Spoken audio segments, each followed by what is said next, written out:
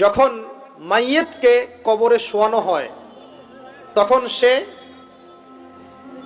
তাকে দাফন করে যাওয়া ব্যক্তিদের হাঁটার খসখস আওয়াজ শুনতে পায়। এরপরে তাকে যখন শুইয়ে দেওয়া হয়, সে যদি মুমিন ব্যক্তি হয় তাহলে তার মাথার দিকে তার সলাত এসে দাঁড়িয়ে যায়।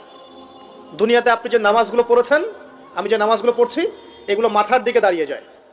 ডান দিকে চলে আসে তার সওম মানে কি রোজা, বাম দিকে চলে আসে যাকাত, তারপরে পায়ের দিকে চলে আসবে তার আত্মীয়তার সম্পর্ক রক্ষার ইবাদত, তার এই যে অন্যান্য দান সদকা, তার নফল আমল, তার তাসবিহ তাহলিল, তার কোরআন তেলাওয়াত ইত্যাদি পায়ের দিকে চলে আসবে। এখানে একটা হাদিস এসেছে সূরাতুল মুলক যে ব্যক্তি রাতের বেলা তেলাওয়াত করবে, কোন সূরা ভাই?